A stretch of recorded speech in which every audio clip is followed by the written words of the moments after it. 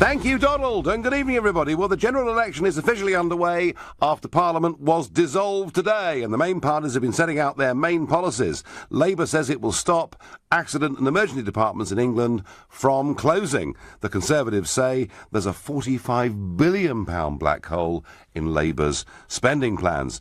UKIP leader today, Paul Nuttall, said voters have got to back them to make sure we get pressure on the government to get the right Brexit deal, and Lib Dem leader Tim Farron has been out and about meeting the public in Kidlington in Oxfordshire today, which led to a fairly extraordinary confrontation. Absolute rubbish. You come out with this all the time, Mr. Farage. Go on. And you are an absolute disgrace. How am I a disgrace, matey? Yep. And I'm proud to have voted leave. You're very aggressive. You're a very aggressive man as well. But are you got grandchildren? Yes, I've got grandchildren. Are you proud that they'll inherit a poorer, less I'm proud that they're going I'm proud that they'll be coming out of Britain, out of Europe. Well, I mean, and that we will have our own destiny, do you not think and not have people tell us we're going to pay £100 billion to get out. If that's your policies, I hope you get beat. I hope you only get 6 seats. Well, thank you very much. It's been nice to talk to you. Can I just point out to you?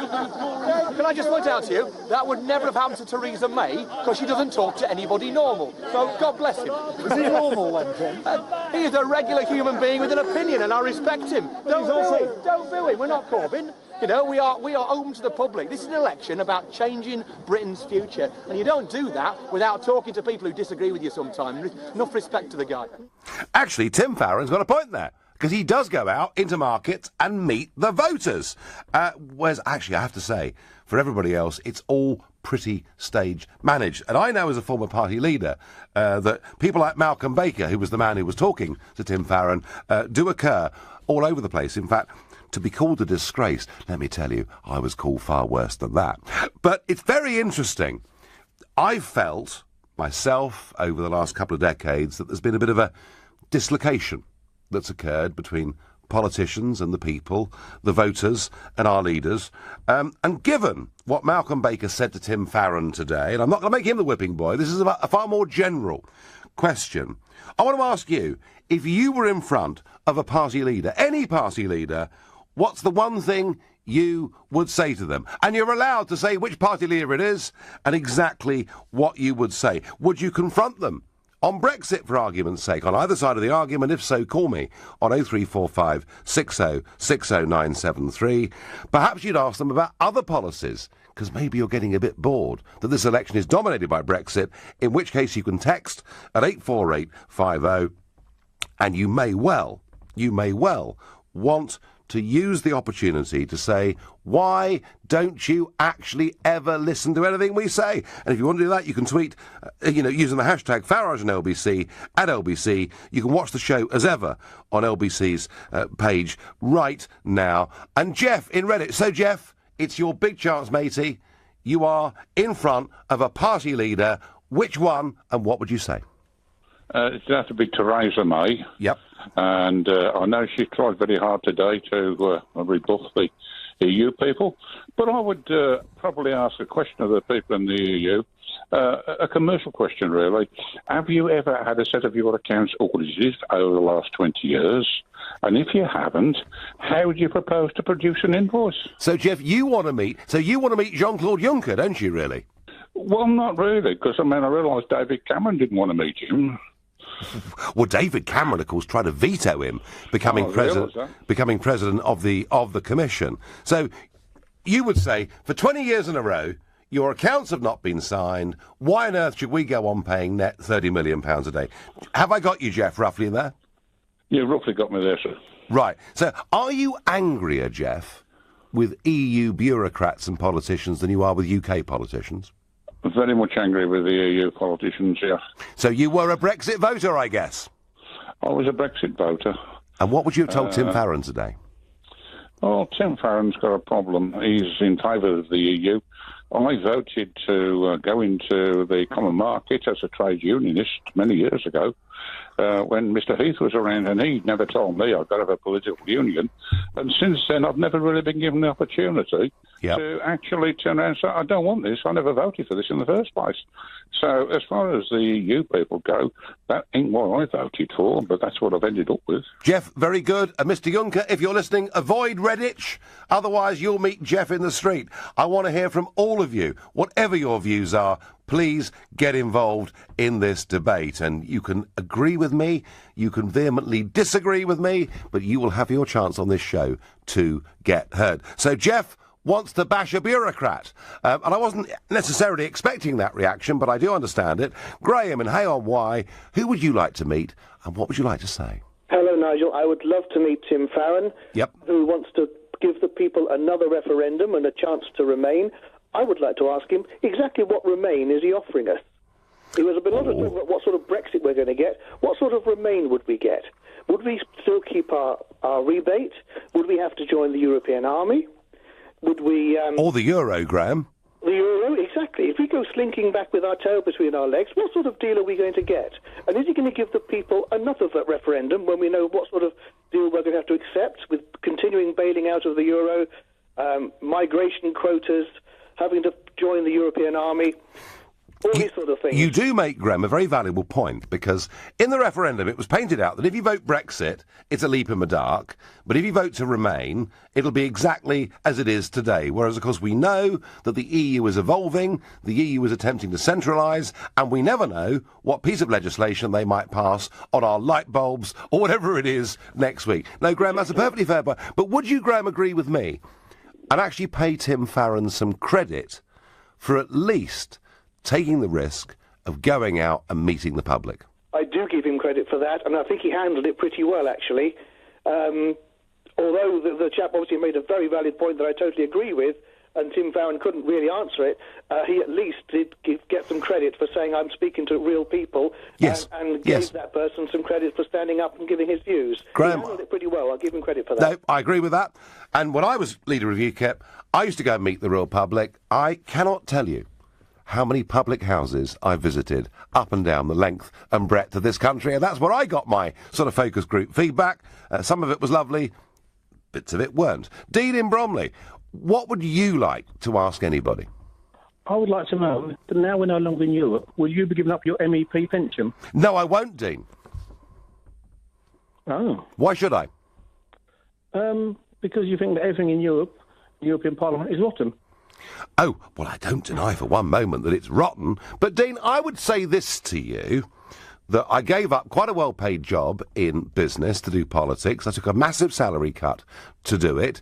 And the very least I owe to my family and to others is that when I croak it, which will probably be much earlier than most people given my lifestyle, that at least the family gets some money. That's not unreasonable, is it? Does the pension carry on forever?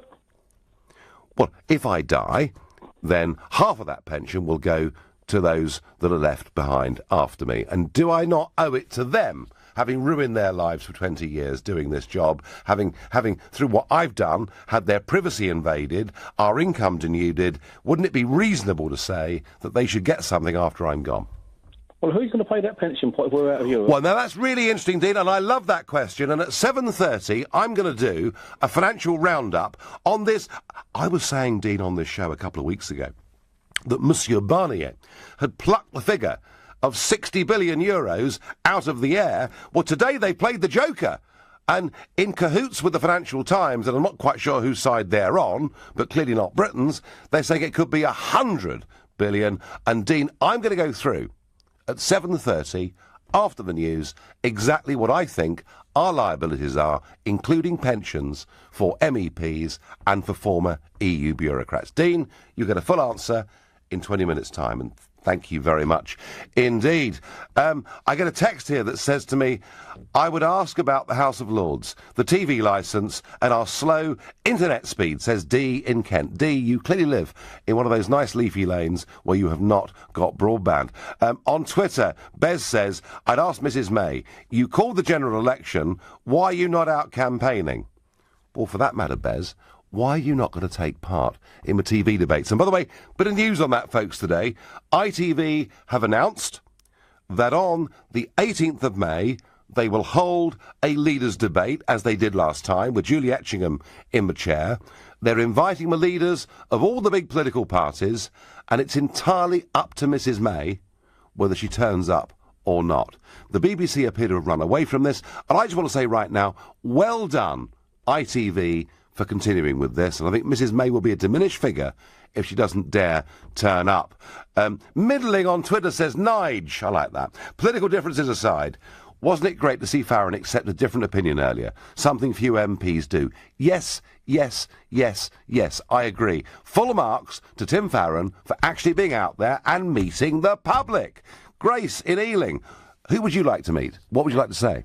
I think that what I really want to know from lots of politicians is what their personal ultimate goals are. I want politicians who are trying to make things as fair as possible for as many people as possible, and I feel that the Tories say that they're concerned about the working classes, but their policies seem to show otherwise, and I'd really like to grill Theresa May about what her motives are, indeed why she's not out campaigning. If I got to meet Tim Farage, I'd ask him to clarify the sin issue a bit better, because I thought he did a shoddy job of trying to explain that theologically.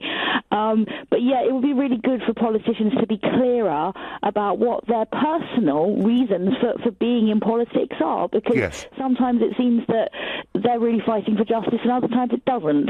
Grace, I understand that completely. It's a very good question, and it reminds me of a morning in June 1999 when I woke up having slept for a full 80 or 90 minutes, and I'd been elected the night before as an MEP, and the phone rang, and it was a veteran journalist called Christopher Booker, who still writes for the Sunday Telegraph and still does a column in Private Eye. And Booker said to me, he said, Nigel, I've been writing about current affairs and politics for 40 years, and let me tell you, he said, there are two types of people in politics. There are those who want to be something, and there are those who want to do something. And you better make your mind up pretty quickly, young man, well, I was then, which one of those you are. And I, not that I needed it, but I decided I wasn't in it for rank, title or position. I was in it because I wanted to change things. And Grace, you're absolutely right. Asking that basic question about people's motivations would be a great question to ask, not one party leader, but actually all of them. Right now, you're listening to the Nigel Farage Show, exclusively on LBC. It's 7:15. Nick Ferrari at breakfast on LBC. Cyclists should be given priority over other road users in an updated version of the Highway Code. They need more protection, say MPs. Ruth Cadbury is co-chair of the all-party parliamentary group on cycling. Yeah, but we need to re-establish the hierarchy of vulnerability, and cyclists are more vulnerable. The idea that cyclists are always universally correct, and the lorry driver or the motorist is universal, is simply unfair. Do you not agree that some kind of registration for cyclists? Well, most of us own bikes, and quite a lot of us cycle some of the time. But are you saying that most of the population should be in some way registered? Yeah, with a number on the back, so that when they jump traffic lights, as they do, should we so desire, we can set a camera up and catch them. Nick Ferrari at breakfast, every weekday morning from 7, only on LBC. With Hampton by Hilton, now open in Aberdeen. A tummy full of yummy breakfast? Good, you're going to need all the fuel you can get, kiddo. Today is the big one. Belt in, braces on, bow tie tied, looking sharp. Bing! Now for your dancing shoes. Quick polish, triple knot, and bound out the door of the family room. It's party time! Happy 90th birthday, great Aunt Mabel. You don't look a day over 82. Whatever your story, this is a great place to start. Premier Inn. Premier U. Breakfast prices and options may vary. Exclude certain locations. Whether you're battling traffic in Waterloo or crossing King's Cross like a king, if you're powering past Battersea or flying down to Canary Wharf, when you're going like the Clappers to Clapham or want to get to Seven Sisters in one tap, at My Taxi, we're always looking for ways to improve our service and yours. So you can breeze down the bus lane safe in the knowledge that if your cab is black, this app always has your back. My Taxi, the black cab app. Here at Admiral HQ, we have the best insurance nerds, like Nigel. Hello. Apart from memorising the hits of Bryan Adams, 1984 to 2004, Nigel made it possible for you to add any of your family to an Admiral multi-car policy at any time that suits you. Wow, they love you, Nigel. They want to thank you for all the discounts. I'd just like to say, everything I do it for you! Oh, Nigel. Admiral, looking out for you. If you own a Swiss watch and it's time to sell it, speak to watches.co.uk. The whole process runs like clockwork. Rolex, Patek Philippe, Omega and more. It only takes a couple of ticks and we pay immediately. Or if you just fancy a change, we could take yours in part exchange. From time on your hands to money in your pocket, it couldn't be easier with watches.co.uk. The pre-owned Swiss watch specialist. Hi, I'm Ryan Reynolds, and I'm going to demonstrate just how far around the home BT Infinity can reach in the next 20 seconds. Here goes. I can get Wi-Fi here in the kitchen. Back here in the bathroom. Oh, look at that. Out here in the garden. Even way up in the attic. You know what? Let's just take my word for it. BT Infinity, the UK's most powerful Wi-Fi versus major broadband providers. To verify, visit bt.com/smarthub. Divorce can be expensive. It affects your finances, assets, home, savings, pension, and most of all, your relationship with your children. It's probably one of the toughest times you'll ever go through. Cordell & Cordell understands these issues and helps men maximise their roles in their children's lives. Call now on 0330 60 60 161 or visit cordellcordell.co.uk. Office in central London. A partner men can count on. Leading Britain's conversation. The Nigel Farage Show. Tweet at LBC using the hashtag Farage on LBC. Parliament has been dissolved. Theresa May has been to meet the Queen, not that she needed to, but she did. She gave a big stirring speech outside number 10 Downing Street. The election campaign is on. And in some ways, the highlight of the day was Mr. Malcolm Baker in Oxford, or a suburb of Oxford, meeting Tim Farron and telling him what he thought about Brexit and everything else. And I'm asking you, if you were to meet a leading politician, what would you say to them? And I want to hear all of your views on this and any other subject. I'm here for you to challenge me and to get involved in the debate. Do you think politicians are connected to us? Do you think maybe the referendum last year made politics more real? Do they look more human and normal to you? Michael in Swansea, who would you want to meet and what would you want to say? Hi, good evening, Nigel. Good evening. I would ask Theresa May how easy it was for her to change from a Remain supporter in the referendum to now a hardline Brexiteer. In fact, Michael, so hardline that in her speech today outside number 10, she said, "I believe in Britain," which was my general election campaign slogan in 2015. It is a remarkable 180-degree turn, isn't it? Indeed it is. What do you think she'd say? She'd probably avoid the question completely. I'm not sure, Michael, she'd even meet you. Well, I think she's going to. Yeah. I think she's going to play this very safe. I think she's going to play this campaign through the media. I think she's going to play it through soundbite and spin and messaging. And I doubt she'll do a walkabout in Swansea and take the risk that Tim Farron took. I mean, I could be wrong. Maybe she will. Maybe Swansea is next on her list, and Michael, you can ask her that. But then again, and I have to try, because there's an election period on, I've got to try and be objective and balanced and fair. It could be, Michael, could it not, that rather than being just a cynical career politician going with the wind, that she's genuinely changed her mind? I'm not sure. There was quite a incredible speed she managed to change her mind. It was quite sudden. If it was a gradual change to being a Brexiteer, then maybe I consider that. But come on, St Paul was on the road to Damascus, and he changed, didn't he? Michael, I think you're a very deeply cynical human being, and I don't think you believe Theresa May's conversion to be real, do you? No. Thank you very much indeed for your call. I get another one. I would like to ask Mrs May, I get on text, why we cannot walk away from the EU right now, says BB. Well, actually, given the escalation of debate that's been going on today, that may well happen. I would like to ask Nicola Sturgeon, what's the difference between independence from the UK and not the EU, says Pete in Oxfordshire. Oh, and I love this one. Adrian, you are a star. This is, I'm going to predict already, the best message of the evening. Adrian says on Twitter, if I met Diane Abbott, I would ask her challenging questions, such as, what is 2 +2. Very good. I'm going to go to Sean in Harlesden. Sean, who would you like to meet? What would you like to ask?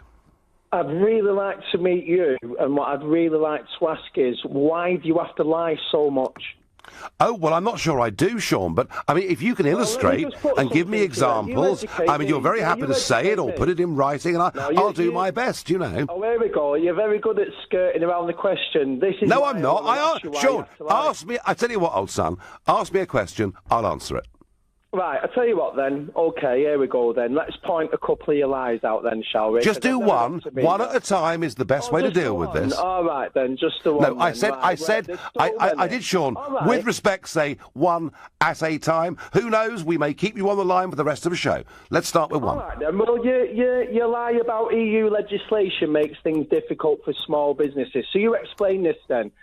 In accordance to you that it damages small businesses. In a 2013 YouGov poll of small to medium business owners, 71% of them said that the EU membership had a positive effect on the business, while only 13% of them reported a negative impact.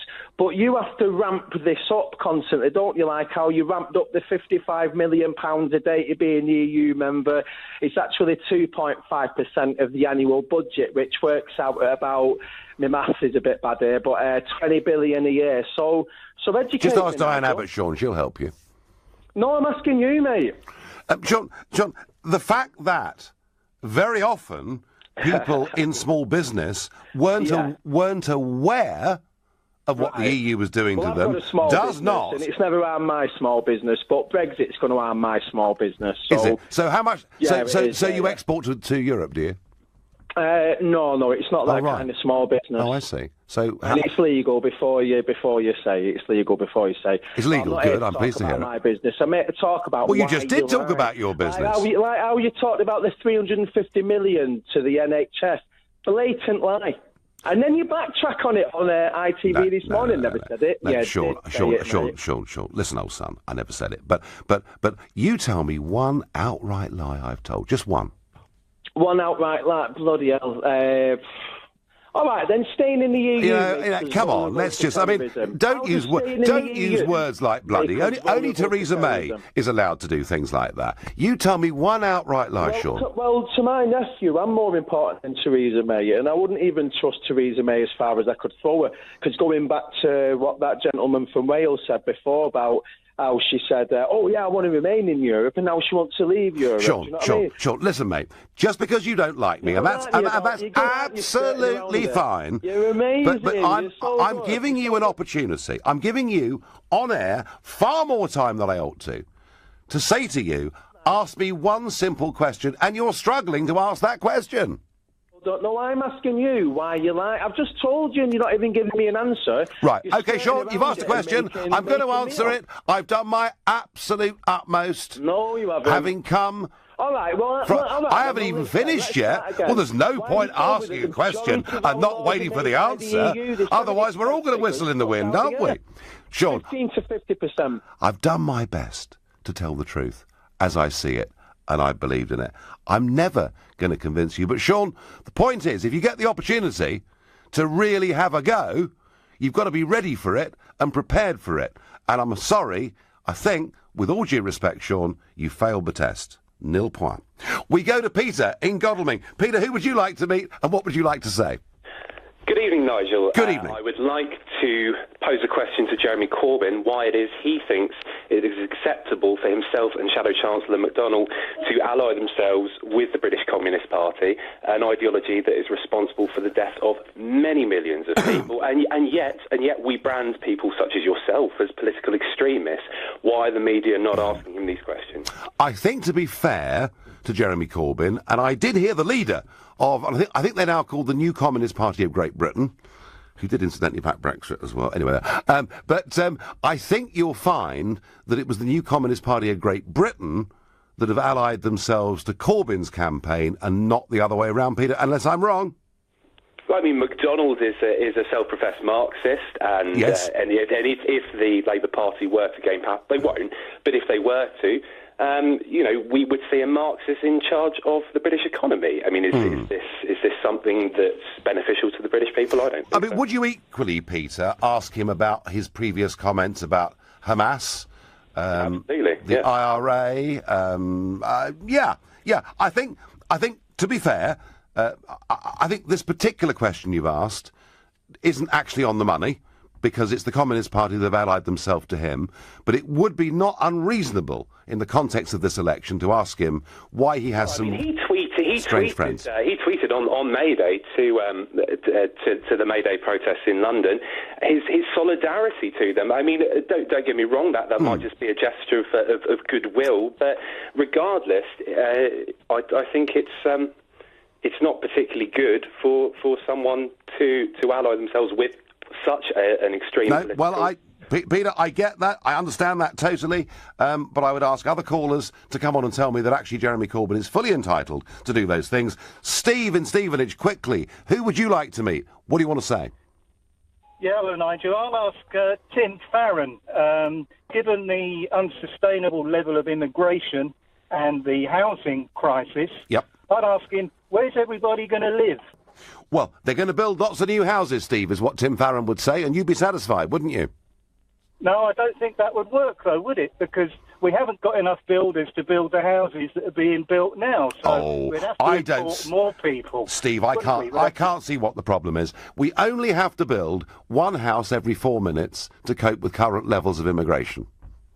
Yeah, absolutely. Brilliant. Well, let's start. You start with one brick, right? I'll start with another. Well, and we'll see how many houses we can build between us. Do you know what, Steve? You might get your chance, because Farron is going to tour market towns and constituencies all around this country. Stevenage may be on his list. You might get a chance to ask that question. Martin asks on Facebook, I would ask Mrs May if she thinks Britain needs strong and stable leadership. I love it.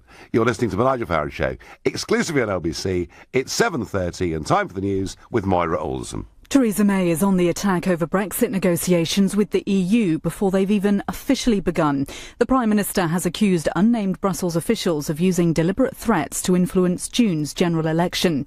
2 services are being held in Portugal and in Leicestershire, marking exactly 10 years since Madeleine McCann went missing. UK police have spent £11 million on the investigation.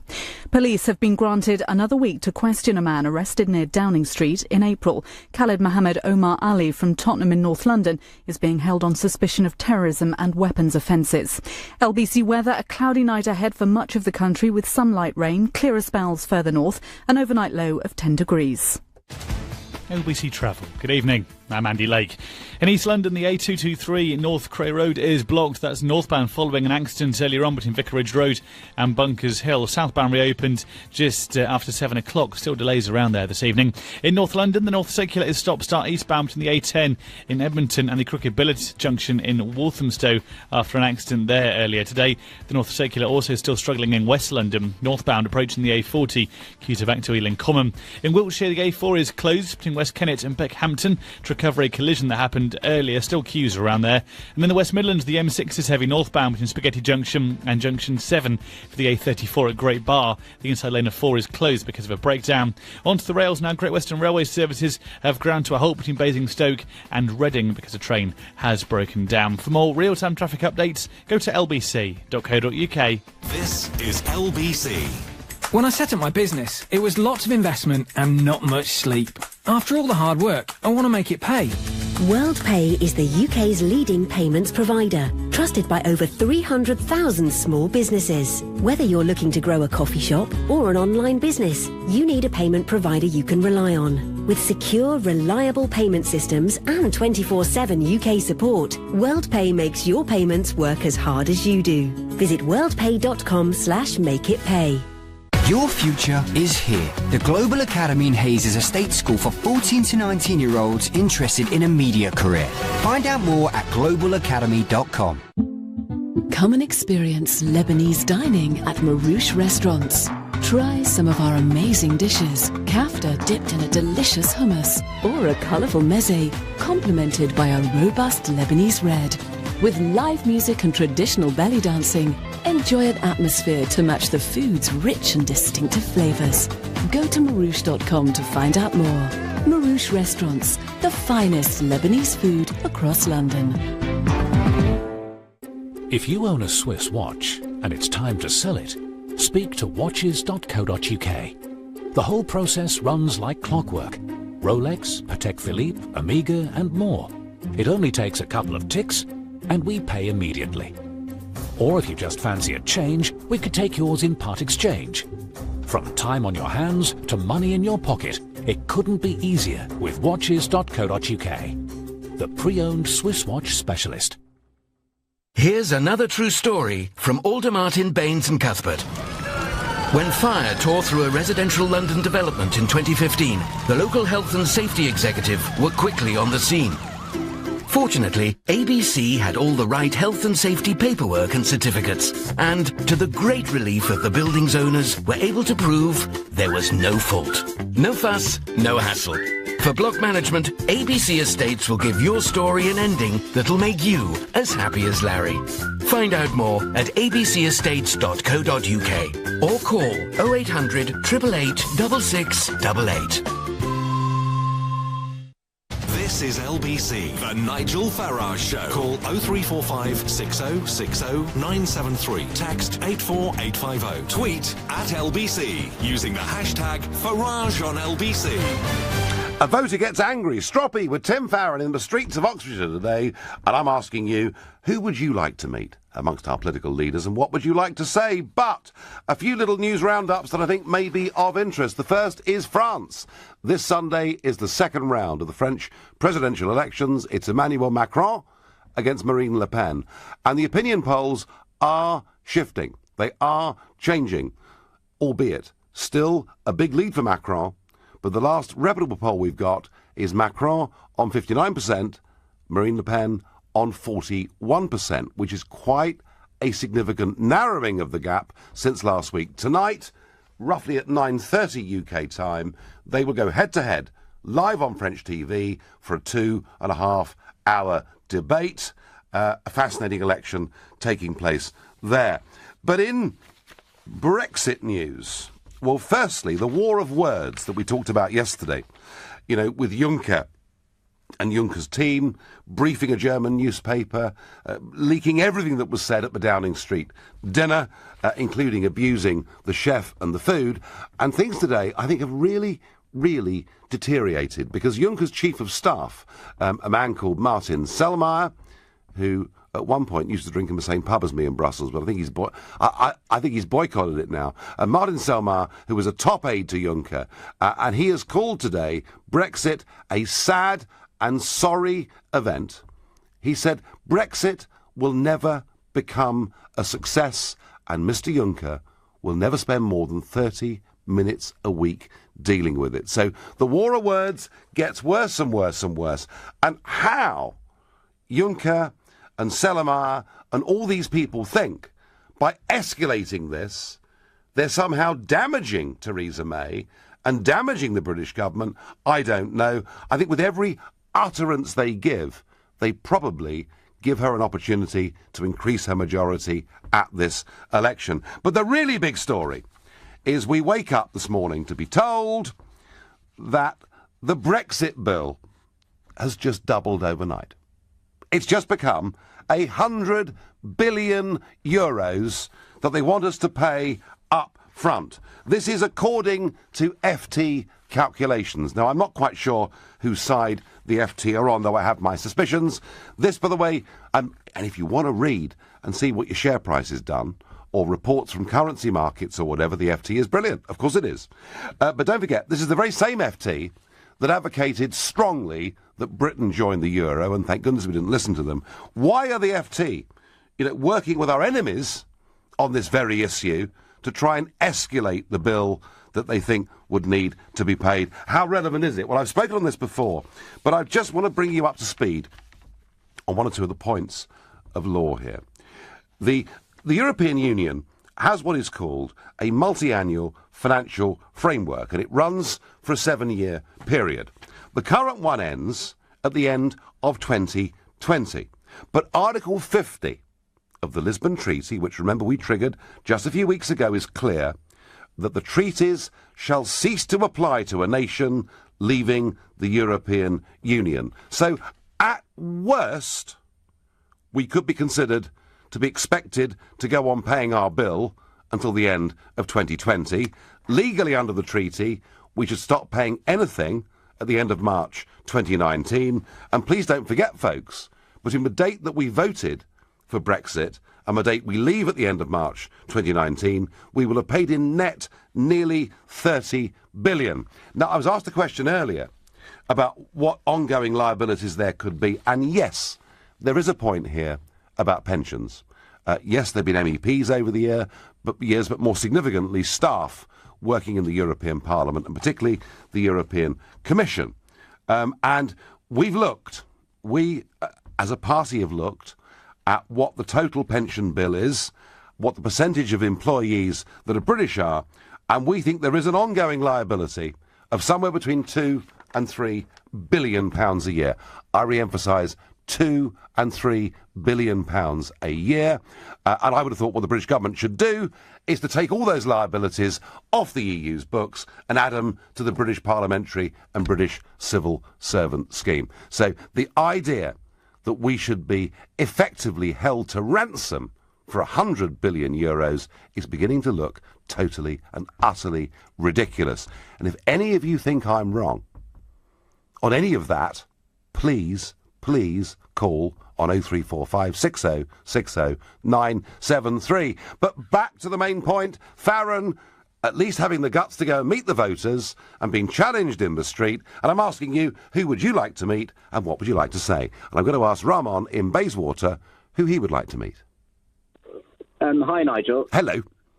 Hi. I want to ask Jeremy Corbyn, obviously my party leader, why he's intent on trashing Tony Blair's record in government when the whole point of fighting an election is to back up your record in government. I mean, whether you like or loathe Mr. Blair, which I know many people loathe him, he's the only Labour leader in 40 years who's known how to win a bloody election. And if you're going to trash the guy... This word keeps coming back, doesn't it? If Theresa May started something here, we're all saying bloody, and we've got to stop it. But, no, Ramon, you know, we talked about Blair yesterday, and, yeah, he was a phenomenal election-winning machine. But exactly. But fair to say that Jeremy Corbyn voted against him on virtually everything, didn't he? Yeah, but the whole point of winning elections is to back up what you did in government previous to that. Like, I don't see Theresa May trashing David Cameron's record, and I don't see Tim Farron trashing Nick Clegg's record. No. If you want to show the public why you want to win an election, you have to talk about your successes in government. OK, Ramon, let's say that you are Ramon in Bayswater, and I'm going to try and play Jeremy Corbyn, right? So you've asked me that question, and I'm going to answer, that's because it was an aberration that was called New Labour, and we've now returned to being a proper socialist party. What would you say to that? Right, so what happened, where were you when we introduced the minimum wage, when we introduced a sure start for women? We got peace in Northern Ireland, we got devolution across the British Isles. Where were you? You voted for this. You might have voted against tuition fees, you might have voted against the Iraq and Afghanistan war, but for the benefits of, that we gave to this country, being the minimum wage, being devolution, being, you know, all these other things, like sure start for women, and all these different things that New Labour did domestically, which I believe they were good things. I mean, I know you have a different opinion, obviously, but in terms of foreign policy, fine, it was trash. Right. But you have to talk about the things that you did domestically. Okay. Otherwise, no one will know why you want power in this country. And he needs to talk about power as well, because in our party's constitution, the first term of our party's constitution is we are a political party that fights for office. We're not a pressure group. We're not an organisation. We're a force that fights for an election. Yeah, no, Ramon, I completely understand that. Now, given that if you believe the polls, and they're often wrong, if you believe the polls, would you then be campaigning for Blair to take over as leader? I wouldn't be campaigning for Blair to take over as leader, no. I'd be campaigning for, like, someone who's not a Blairite, but not a Corbynite either. So someone like Dan Jarvis, I think, would be the perfect candidate. He's the ex-army officer who represents a seat in Barnsley somewhere, isn't he? Yeah. Exactly. He's fought in 4 wars. What does that look like to working-class people who we've, quite frankly, lost It shows that he's patriotic and that he puts his body on the line for this I have a feeling, Ramon, that this is a debate we're going to be having before the end of June, and I thank you for your thoughts and your call. Sarah in Sanderstead, who would you like to meet, and what would you say? Well, hello, good evening, Nigel. Very, very nice to speak to you. I'd like to meet Tim Farron because, first of all, he just talked over the top of the pensioner in Oxford earlier on, and then he said, you know, we're going to be poorer, less secure, less powerful. Oh, and your grandchildren, he said, didn't he? Right. Yes. He said, have you got grandchildren? Yes. And the guy said, yes, I have, and I'm proud that I voted for them. And I've had this one flung at me. I've got grandchildren. And, of course, we're going to be more secure because we're going to have cooperation. And also, we will have more control over our borders. And as for poorer, well, James Dyson can't wait to start exporting to the Commonwealth countries. He's a great proponent of Brexit. And it's very interesting looking at the way the totalitarian Eurocrat bullies are behaving. They're coming out and showing what they really are like, the way they're speaking and blackmailing and threatening and intimidating. How dare they? Well, I agree. They're being beastly, Sarah, aren't they?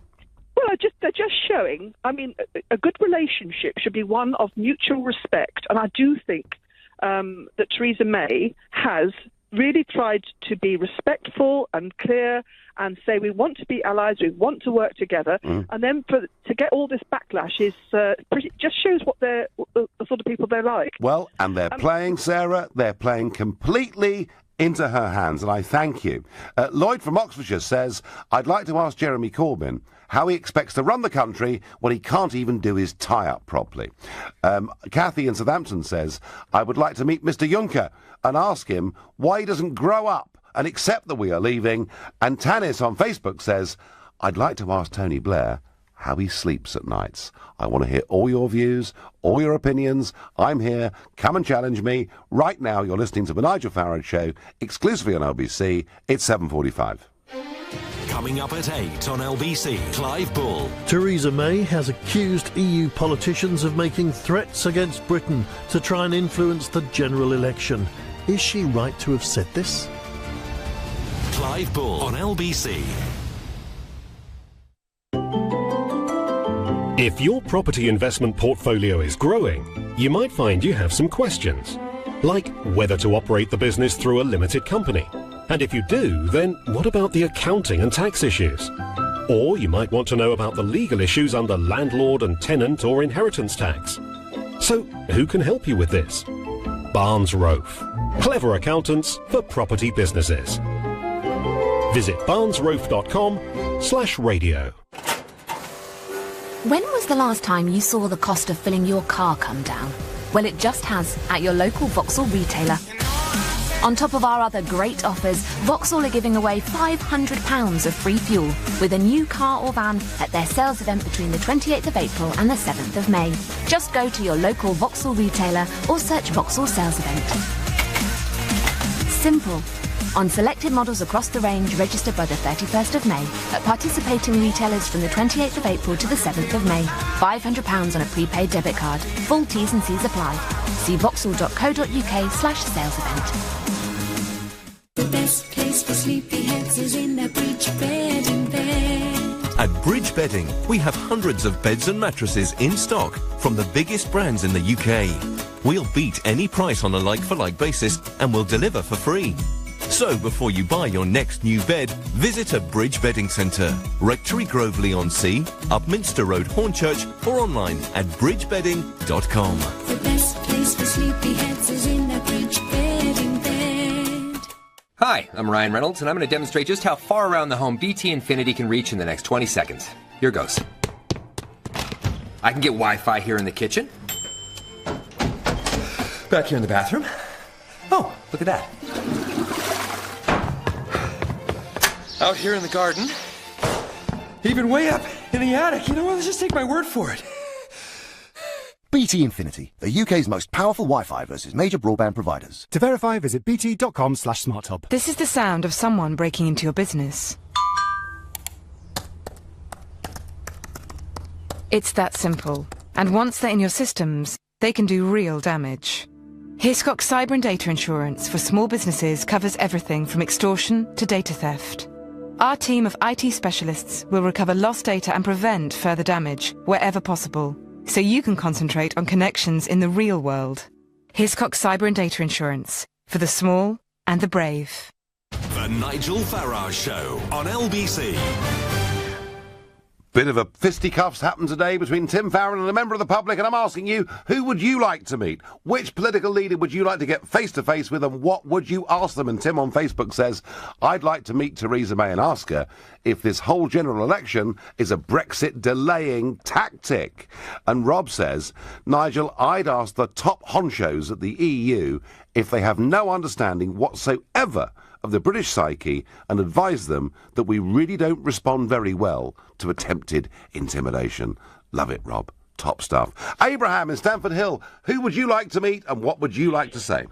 Hi, Nigel. I would like to meet you. First, I would like to say it's a great honour for me to speak to you. Well, thank you very much.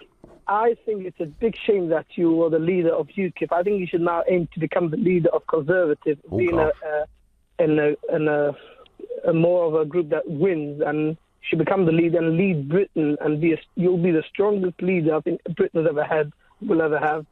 You're a person who knows you know what you're talking, and whatever you've aimed, whatever you've done, you've proven, and you always know how to bring these things right out. And I've watched debates, I've watched you speaking in the EU, and you always pinpoint, and it's a shame that a person like you who's so talented and gifted. Well, it's very kind of you, Abraham, but not a leader of a group that can actually make a bigger difference. But look, Abraham, whoa. Firstly, I agree with Groucho Marx.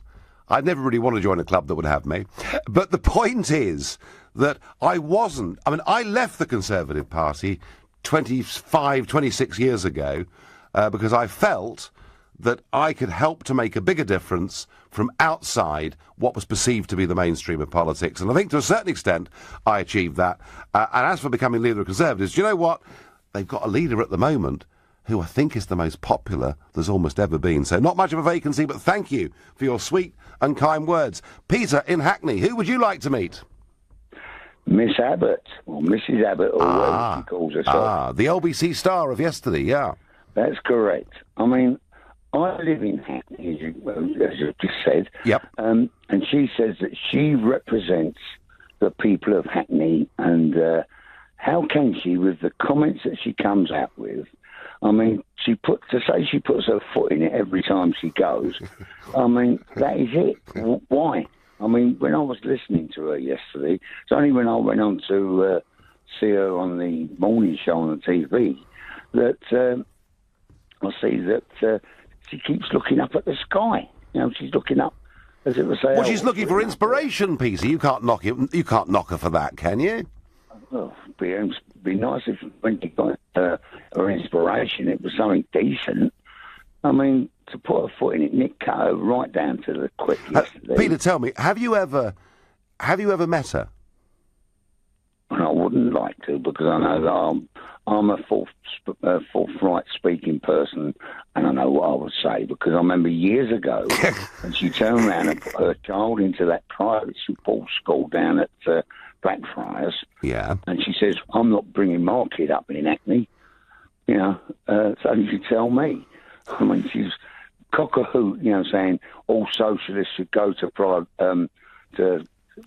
state schools, and yet she immediately says, not all socialists, but not me. Well, Peter, I appreciate your strong-held views, but the question I was asking was, who would you like to meet, and what would you like to ask them? And you don't even want to meet her. That's how upset and angry you feel. On Twitter, I'm asked, my question to all candidates is, what is your renewable energy policy and the time frame? And John Shannon asks that. John, don't bother asking Donald Trump. That one is all I can say. And Anthony asked me on Facebook, he says, Dear Nicola Sturgeon, why do you want to leave one union for another? Very good. I'm going to get a Christian on the Isle of Wight. Christian, who would you like to meet? Oh, hello, Nigel. Well, the person I'd like to meet, I'm talking to, so... Very good. Well, you're here. Ask away. Right, well, first of all, on a personal point of view, I'd like to echo what the gentleman one person ago said, it is an honour to meet you. I think you're doing a cracking job. That's very kind. To lay down your life for a cause and... Oh, Christian, I'm still alive, mate.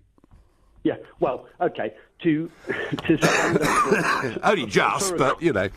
Well, let me just say, it's very unusual for somebody with integrity to rise to the top in a mainstream party, as you know. You just explained why you... Christian, you're sweet, but what is your question to me? My question is this, and it's a genuine one from me. I keep on the ball with what's happening on the mainstream and also the alternative media and global politics. And what I wanted to ask you is, could you just explain for me and the other listeners, because information is everything, education is everything, why staying as a member of the European Parliament, doing the cracking job you're doing there, which I watch all the videos, etc. Do you not? How do you think that you wouldn't be better educating the English people from the in Parliament? No, it's a very, very good question, Christian, and I'm going to give you a two-part answer. First part is, today, I was watching Rolling News today, and I saw a flash to a European Parliament committee where my old friend Guy Verhofstadt was speaking. I've never before seen a European Parliament committee being covered live on cable television in this country. And what that tells you, Christian, is that actually the emphasis over this whole Brexit process will be far more in the European Parliament than it would be in the United Kingdom Parliament. Part answer one. Part answer two is this. What could I do as a backbench MP in Westminster, perhaps being called twice a year for Prime Minister's questions, compared to leading a group in the European Parliament, sitting in seat number 20, with Mr Juncker in seat number 21, I think, Christian, I've got a much bigger, better stage to propel the Brexit arguments there than I've got here. And that is my answer to you. Yeah, well, that's excellent. That's really opened my eyes. Basically, you're educating the rest of Europe, who perhaps see more of the European Parliament. I think you will. In Britain at the moment. Yeah, Christian, believe you me, you are going to see an absolute load of the European Parliament in the next couple of years. I thank you ever so much for your kind sentiments, words, and your phone call. Chris in Slough, who do you want to meet? I'd very much like to speak to Mr Juncker. Right. Over a glass of something, perhaps, or? Well, perhaps, yes. I'm sure he'd end up smashing it over my head, though. But do you know what? Actually, Chris, do you know what? All the years I've been there, and I've done battle with the Barrosos and the Herman Van Rompuys and all those people, actually, even though I think Juncker's political behaviour is absolutely appalling, on a one-to-one, Chris, he's actually rather charming. He's actually rather charming. Quite a gentleman, yeah. Now, what I would ask him is just exactly what is it you think you're doing? Coming out and threatening the people of Britain. We had that before Brexit. We had it from them. We had it from Barack Obama. And the British people don't take lightly to it. He said, Chris, a few years ago, when he was president of the Eurogroup, and there was a big Euro crisis going on, Juncker after that said, when it gets serious, you have to lie. And I think in Juncker's mind... I remember that. I think in Juncker's mind, defending this European project matters more than the truth or anything else. And if he has to intimidate and threaten and bully, he will do it. Chris, I thank you for your call. I'm going to go to Barbara, my last caller of the evening. I'm going to go to Barbara in Edinburgh. Good evening, Barbara. Nigel. Who would you like to meet and what would you say? Oh, Jeremy Corbyn. I'd like to ask him if he thinks that Diane Abbott would appeal to the rest of Britain, because she may be popular in her own area, but...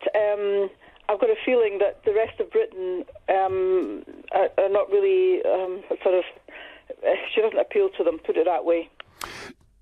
Do you think that yesterday's LBC interview really has done the Labour Party harm? I do, yes. I mean, it is embarrassing. And also, he didn't, and Jeremy Corbyn himself, he should have just said it was embarrassing and that these things happen. Do you know something, Barbara? They handle things so badly. Do you know something? Just occasionally in life, when things go really badly wrong, if you as a party leader hold your hands up and say, do you know what, we made a mess of it, I think the public would respect that more than a whole load of excuses which simply don't wash and don't work. Barbara, thank you for your call. Thank you, everybody, for your calls. My feeling on all of this is that the referendum last year made us feel much closer to politics. It made us feel much more involved. Indeed, in many ways, it made us feel more powerful. But I don't think it's brought us any closer to our political leaders whatsoever. And I'm going to say top marks to Tim Farron for actually being out there and meeting the public, because that's where you get nice things said and nasty things said. All our politicians should go out in this campaign and do this.